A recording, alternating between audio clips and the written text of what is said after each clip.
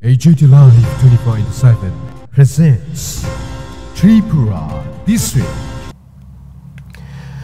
DUIFI Banamalipur Central Zone has organized a voluntary blood donation camp at Harijan Colony on the occasion of the martyrdom day of Sukhdev Rajguru to die on 23rd March, Sunday 2025, in presence of the C2 State President cum ex-Minister Manik Day, All India C2 General Secretary Sudeep Datta, CPIM Sadar General Secretary Amal Chakrabarti and many other donors and well-wishers. শহীদ ভগৎ সিং রাজগুরু সুখদেবের ৯৫তম শহীদ দিবস এবং তারা একসময় British রাজের বিরুদ্ধে, যে British রাজ সে সময় মানুষের ভাবনা চিন্তার বাইরে ছিল যে তার থেকে স্বাধীনতা পাওয়া সম্ভব, সেই ব্রিটিশ রাজের বিরুদ্ধে লড়াই করতে গিয়ে যাদেরকে শোনানো যায় না তাদেরকে শোনানোর জন্য অ্যাসেম্বলিতে প্রতীকী বিস্ফোরণ ঘটিয়েছিলেন, গোটা পৃথিবীর মানুষকে একটা আওয়াজ পৌঁছানোর জন্য যে এশিয়ার মুক্তিকামী মানুষের লড়াই চলবে। ফলে যারাই যে সময় রাজত্ব করুন তাদের মাথায় রাখতে হবে যে জনগণ তার আওয়াজ পৌঁছে দেওয়ার উপায় খুঁজে বের করবেই এবং সেই মুক্তিকামী মানুষের লড়াইয়ের অঙ্গ হিসেবেই ডিওএফআই আজকে এই অঞ্চলে রক্তদান শিবির তার যে উদ্যোগ নিয়েছে। এই সংগ্রাম ভারতবর্ষের মানুষকে মুক্ত করার সংগ্রামের সঙ্গে অঙ্গাঙ্গিভাবে যুক্ত।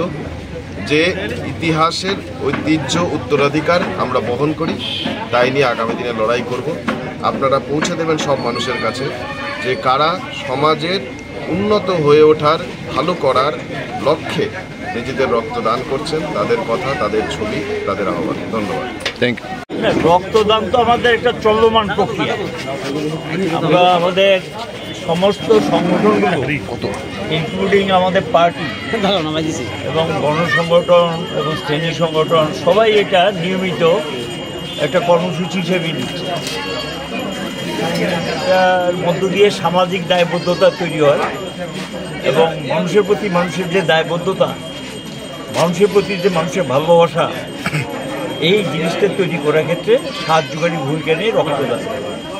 তো বামফ্রন্ট সরকারের সময় থেকেই এই কাজ পুরোদমে শুরু হয়েছে, এটাকে গণ আন্দোলনে পরিণত করা হয়েছে। একসময় রক্তের কোনো অভাব ছিল না, তো এখন তো হাসপাতালগুলিতে রক্ত স্বল্পতা চলছে, অনেকেই রক্ত ডিফিউশন দিয়ে রক্ত পান না। এখনও মুমূর্ষু রোগীর পেছনে আমাদের যে সংগঠনগুলোকে বা আমাদের দৃষ্টি আকর্ষণ করলে সেখানে আমাদের তারা রক্তের ব্যবস্থা করে দেয়। এমনিতেই তো একটা চলছে শিবির, প্রতিনিয়ত শিবির করছে, তারপরেও যদি কেউ অসুবিধা পড়ে সেখানে রক্তদান করে যাচ্ছে। আমরা তো রক্ত দিচ্ছি মানুষের জন্য, মানুষকে বাঁচানোর জন্য। যেই দলটা সরকারে আছে তারা রক্ত নিচ্ছে মানুষের এবং রক্ত ক্ষয় করছে। যেমন গতকালও আমাদের এখানকার যারা এই রক্তদান শিবিরগুলোকে সংগঠিত করতেন দায়বদ্ধতা নিয়ে, তাদের রক্ত ঝরিয়েছে। তো ওদের কাজ হলো রক্ত ঝরানো, আমাদের কাজ হলো মানুষের জন্য রক্ত, জীবন রক্ষা করার জন্য মানুষের পাশে দাঁড়ানো এবং তাদের জীবন রক্ষা করার জন্য রক্ত। এই জায়গাটাই তো হলো তাদের সঙ্গে আমাদের নীতিগত পার্থক্য। হাসপাতালগুলো তো চরম অবনতি ঘটেছে, পরিষেবা বলতে কিচ্ছু নেই এবং সেখানে গিয়ে হাসপাতালে যারা যাচ্ছেন তাদের অতিরিক্ত অভিজ্ঞতা। এমন দিন নেই রাজ্যের কোনো হাসপাতালে কোনো ঘটনা ঘটছে। কালকেও আমি যখন জীবিতে আমাদের তাদের চিকিৎসা চলছে, একজন রুগী উত্তেজিত হয়ে ডাক্তারের গায়ে হাত তুলতে গেছে এবং তার উত্তেজনার কারণটা হলো ডাক্তারের কোনো দোষ নেই, ডাক্তার লিখে দিয়েছে তার কতগুলো পরীক্ষা নিরীক্ষা করার জন্য। ও খেপে গেছে, ডাক্তার লিখেছে পরীক্ষার রিপোর্ট দিল, আমরা ব্লাডই নিল না পরীক্ষার রিপোর্ট করতে গেছে, স্ক্যান করেনি, স্ক্যান লিখে দিয়েছে, স্ক্যান করেনি। এই চলছে। এই কার খবর রাখে? কোনো দায়বদ্ধতা নেই। এবং স্বাস্থ্য পরিষেবা গোটা রাজ্যে মুখ থুবড়ে পড়েছে, শিক্ষা পরিষেবা মুখ থুবড়ে পড়েছে। আর গত কয়েকদিন রাজ্যে যেটা চলছে এটা তো মানে ভাষায় প্রকাশ করার মতো না। এই যে রাস্তা বন্ধ করে দিয়ে, ঠিক আছে দাবি দেওয়া থাকতে পারে, আন্দোলন তারা বক্তব্য থাকতে পারে, কিন্তু পরীক্ষা চলছে। আমরা তো পরীক্ষার দিনে কিছু করি না, পরীক্ষার দিন বাদ দিয়ে কোনো কর্মসূচি নেই। পরীক্ষার সময় যাতে কোনো অসুবিধা না হয়।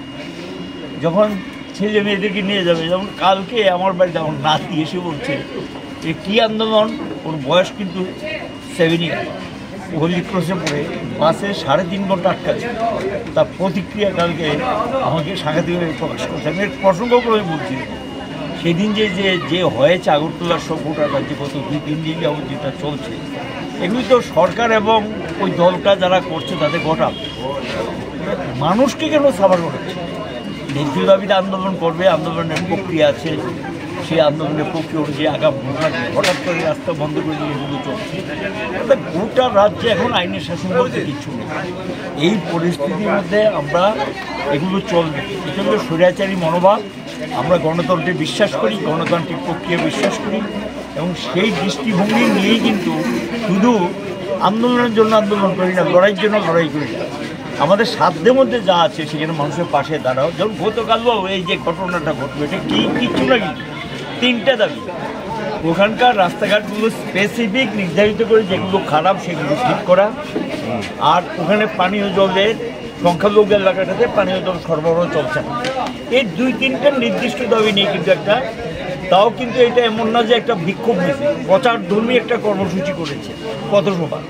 এখানে গিয়ে আক্রমণটা সংঘটিত, রক্ত ঝরানো, কে না চিনে তাদেরকে মুখ ঢেকে গিয়ে এগুলো করছে। আসলে কি কেউ কথা বলতে পারবে না, কেউ তার মতামত প্রকাশ করতে পারবে না, ব্যক্তি স্বাধীনতা আক্রান্ত। এখানে শাসক দল যা বলবে সেটা সবাইকে মেনে নিতে হবে। প্রতিবাদের সমস্ত কণ্ঠকে স্তব্ধ করে দিচ্ছে। এটার বিরুদ্ধেই আমরা মনে করি যে মানুষ এটাকে মেনে নেবে, এটার বিরুদ্ধে সোচ্চার হবে, প্রতিবাদে সামিল হবে। ইতিমধ্যে 10টি ট্রেড ইউনিয়ন অলরেডি ঐক্যবদ্ধভাবে তারা রুখে দাঁড়িয়েছেন, কৃষক সংগঠনগুলো ঘুরে দাঁড়িয়েছেন, এবং তারা মোদী সরকারকে 1 বছরের উপর সময় দিয়েছে। কিন্তু দেখা গেল যে মোদী সরকারের কোনো চেঞ্জ নেই।